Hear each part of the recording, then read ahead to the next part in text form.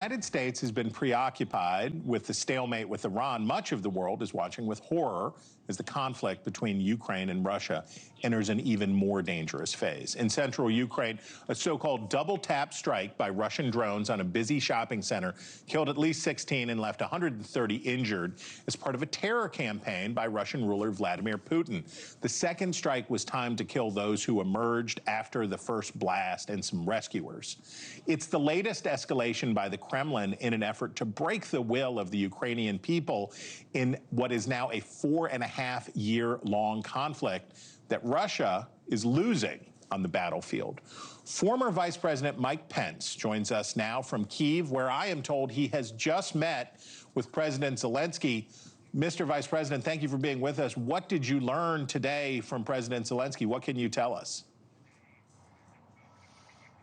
Well, Chris, thanks for having me on. I had an opportunity to address the national prayer breakfast this morning, but President Zelensky and I met afterwards in a private discussion, and I have to tell you that you sense in that packed room right here in the heart of Kiev the resolve and the determination of the people of Ukraine. 4.5 years after that brutal and unprovoked invasion by Russia, I sense that the steely will, commitment to defend their freedom is even greater today than the day that the Russian tanks first rolled. So President Zelensky and I talked about their specific needs, but the first impression I want to give your viewers around the country is that the people of Ukraine are on a frontier of freedom.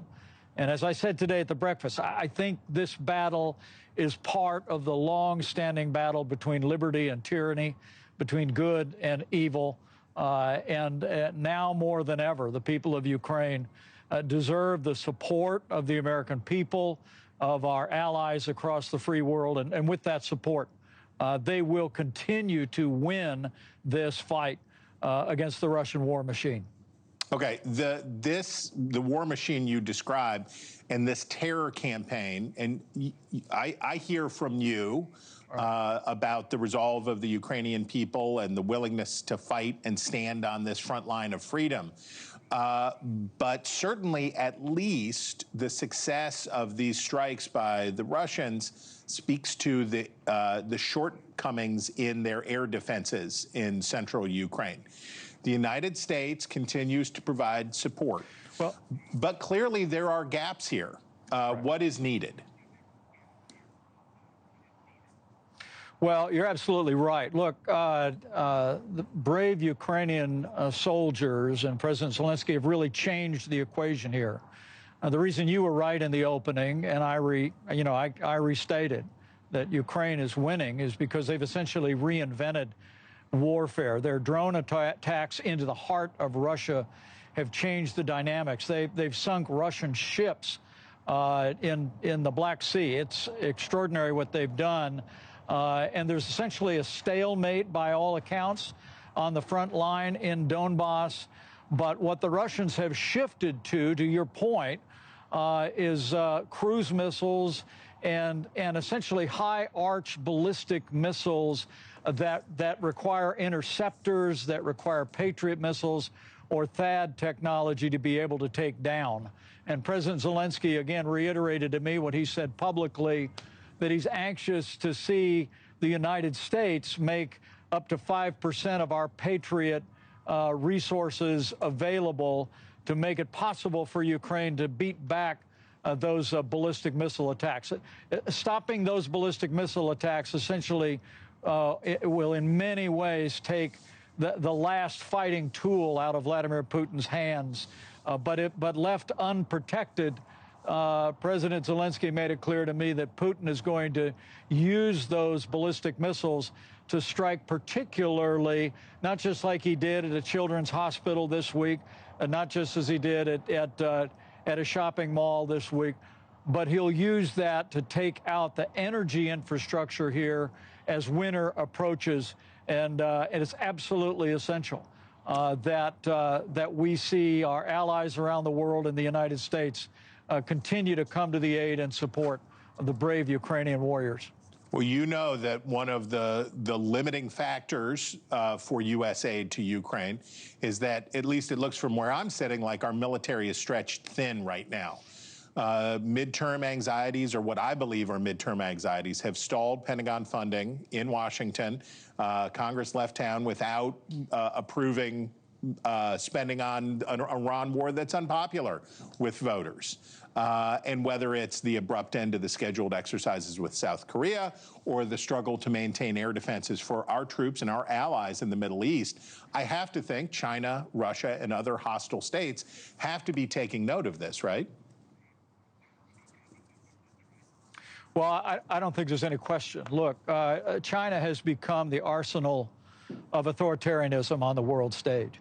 And America has always been the arsenal of democracy, and we need to continue to make it possible for free nations in Europe and across the world to join us in that cause. But let me be clear. I want to say the Trump administration, while direct aid has ceased, I'm pleased to learn the Trump administration has not stood in the way of our European allies purchasing weapons and making those available to Ukraine. I was pleased the Congress, at least the Senate, passed the Lindsey Graham Sanctions Act. I'm anticipating House action. But the message I got here in Ukraine today from President Zelensky, and frankly, many rank-and-file military personnel, is just the vital importance of being able to take down those ballistic missiles. And whether it's the United States, or whether it's calling on our allies like President Lee in South Korea to make their interceptors available to the United States for deployment in the Middle East or here in Ukraine, I think now is a real time for focus to put that sword in the hand of the Ukrainian military, give them the ability to knock down those ballistic missiles, and we may well be on the road to a just and lasting peace. All right. While I have you, I can't let you go without getting your insight on what's going on with Iran specifically, though. It's something we've talked about before, and it's a mission that you have told us is essential. But given the lack of resources and the authorization, the lacking authorization from Congress, the administration does seem to have settled on a waiting game with Tehran, going back to economic sanctions to weaken the regime. But I have to say, Iran has demonstrated a long-standing willingness and the ability to allow its own people to suffer in order to retain power. Why should we think this time will be any different? Right. Well, I was encouraged to hear President Trump describe a D-Day of economic sanctions. Look, the United States, while some are quibbling about it right now, the United States is the reserve currency for the world. We have the ability to put enormous economic pressure on Iran. The Lindsey Graham bill was expanded to actually include sanctions against countries that are fueling Iran's war machine and essentially resupplying Iran after our military did a brilliant job taking down 13,000 sites in 4 weeks, sunk their Navy, took down their air defenses. But the economic pressure will be essential. But, Chris, where I stand, having been an observer, my years in the Congress, and then, of course, was vice president of the terrorist regime of mullahs in Iran, I go back to my belief that one doesn't make peace with one's enemy, one makes peace with one's defeated enemy. And I think the time will come, whether it's in the near future or in the months ahead, that it will be essential for the United States of America and Israel to unleash our armed forces to finish the job and convince that terrorist regime in Tehran to come to the table and end their nuclear ambitions, end the sowing of violence across the region, and restore freedom of navigation in the Gulf. Former Vice President Mike Pence making time for us from Kyiv today. We thank you very much.